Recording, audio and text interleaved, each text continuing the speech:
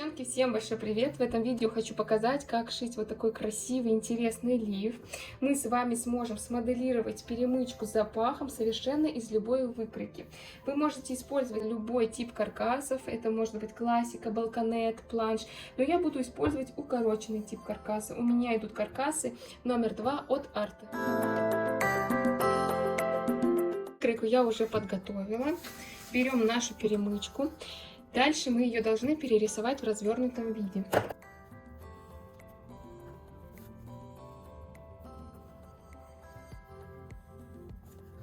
Так, вот смотрите, откуда мы должны провести линию. Вот идет наша перемычка. Смотрите, вы вот эту половинку можете поделить пополам, можете разделить на 3 части.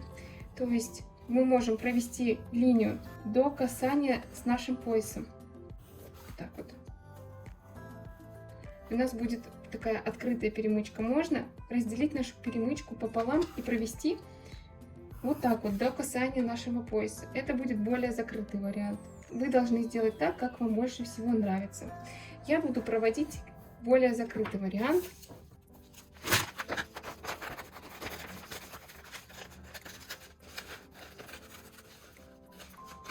Ну все, наша перемычка готова.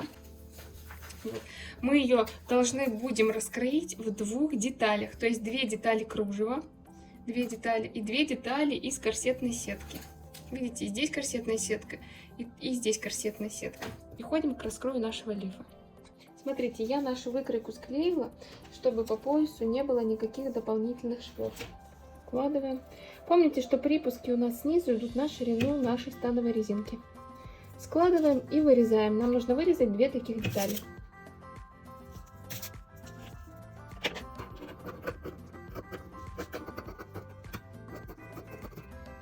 Точно такую же должны сделать вторую деталь. Обязательно следите за рисунком. Мы должны совместить рисунок.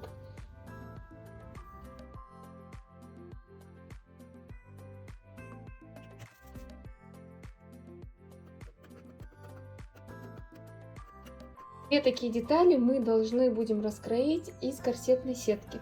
И потом вы уже сможете определить, какой нахлест вам сделать, справа налево или слева направо. Задние детали пояса я буду кроить из эластичной сеточки. Части нашего лифа готовы. Переходим к пошиву.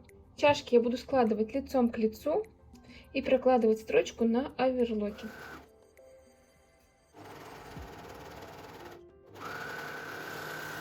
Так, ну что, чашки наши готовы. Единственное, я хочу закрепить шов.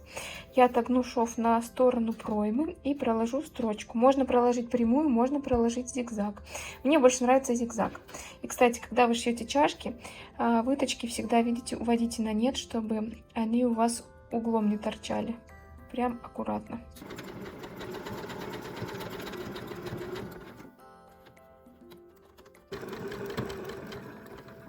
Что, переходим к нашей перемычке.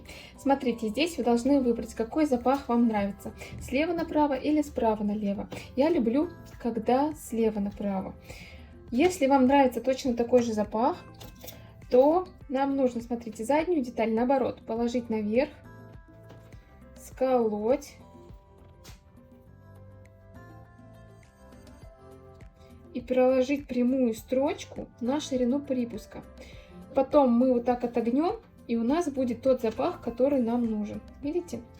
Если вам нравится наоборот, когда справа налево вот такой запах, вы другую деталь сверху кладете, скалываете и прокладываете прямую строчку на ширину вашего припуска. Потом отогнете, и у вас будет вот такой вот запах. Я сделаю наоборот.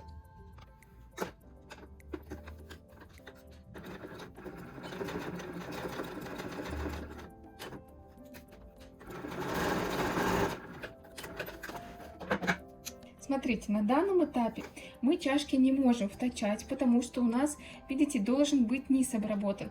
Но чтобы нам низ обработать, нам нужно пришить заднюю деталь пояса, которая идет из сетки.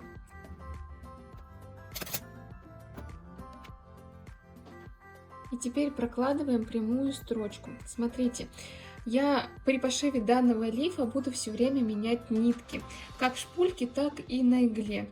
Если чашки мы шили желтыми ниточками, видите, и в оверлоке у нас были желтые, то сейчас я буду полностью прошивать черными нитками.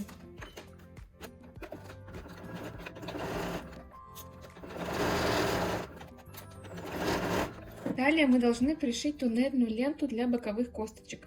Смотрите, ленту мы прикладываем со стороны задней детальки на сантиметр от края и не доходим 1 сантиметр до края.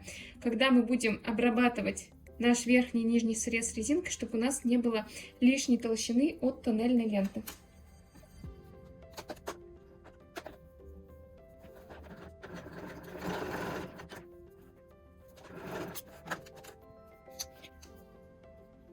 Теперь смотрите, лишнее обрезаем.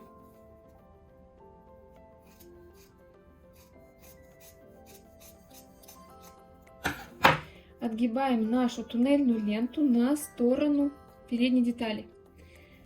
И тут должны проложить строчку. Но нюанс. Мы в шпульку должны будем поставить нитку желтую, чтобы у нас не было черной строчки. Вы можете и черной прошить, но мне нравится, когда на желтом кружеве желтые нитки идут.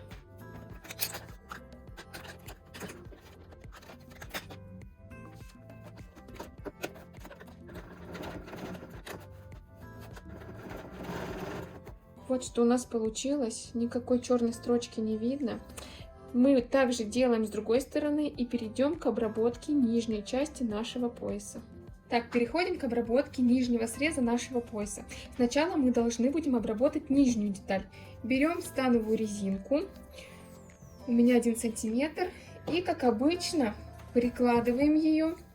То есть фестон смотрит наверх, это у нас лицо, фестон смотрит наверх, и прокладываем вот так вот строчку зигзагом близко к фестону. Настройки зигзага при пошиве резинки. Ширина у нас идет 3,5, длина 2.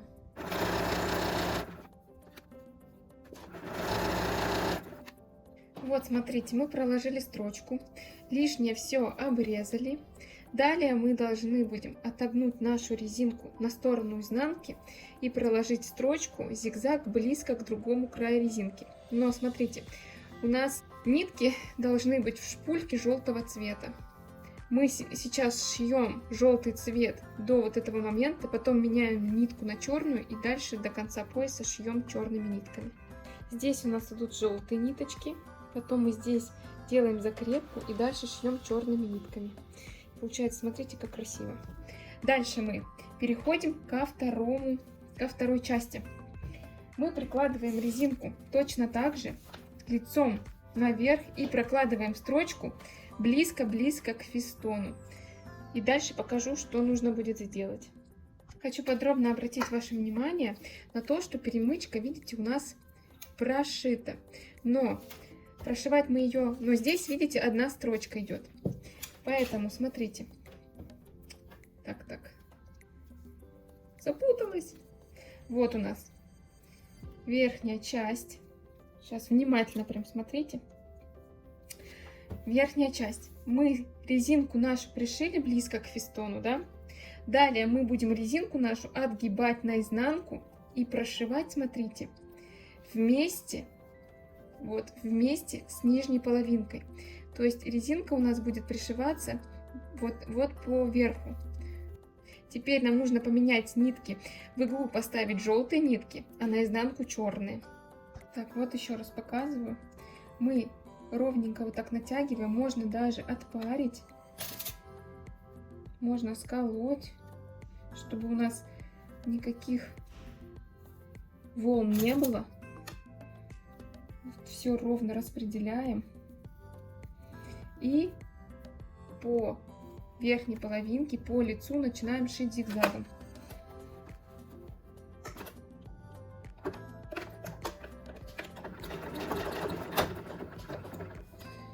Нитка порвалась. Почему-то.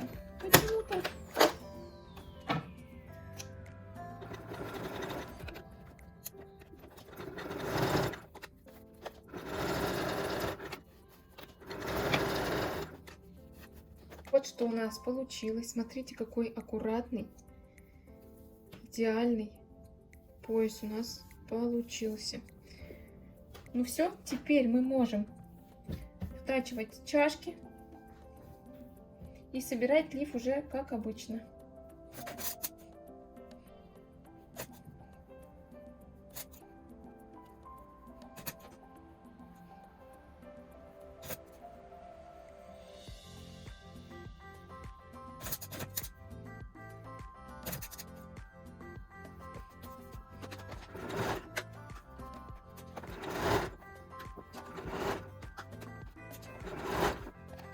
Вот что у нас получилось. Дальше мы должны будем пришить туннельную ленту, как всегда ее пришиваем со стороны чашки, прикладываем вот так вот и прошиваем, а в конце не доходим 1 сантиметр, чтобы при обработке у нас не было лишней толщины. Смотрите, прежде чем отогнуть нашу туннельную ленту и прошить ее с другой стороны, у нас, видите, здесь идет маленькая такая вот петелька. Мы должны пришить резинку с колечком. Можно прямой строчкой просто вот так вот прострочить, буквально чуть-чуть, и лишнее отрезать, чтобы потом у нас вот это колечко было вот так вот красиво с другой стороны.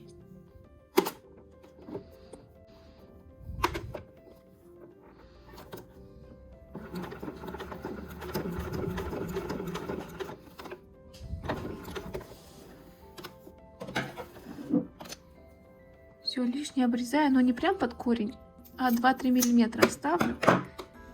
И потом закрою вот так вот туннельной лентой. Все, теперь можем пришивать туннельную ленту вот с этой вот стороны. Смотрим, что у нас получается. Смотрите, какая идеальная перемычка. Все красиво, аккуратно. На данном этапе можем вставить боковые косточки.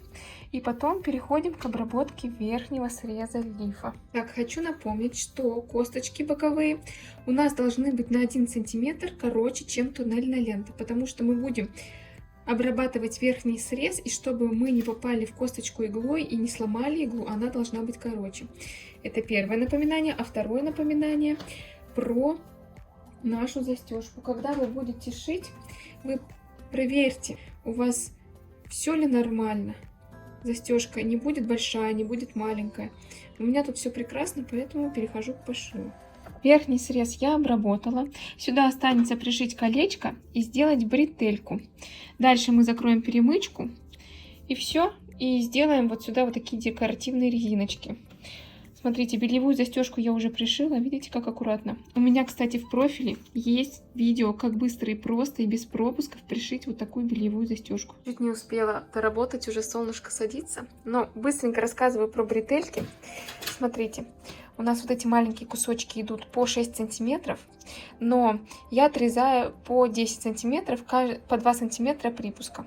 То есть 10 сантиметров 2 маленьких кусочка, 24 сантиметра у нас идут декоративные резинки. Они, кстати, идут по 0,8.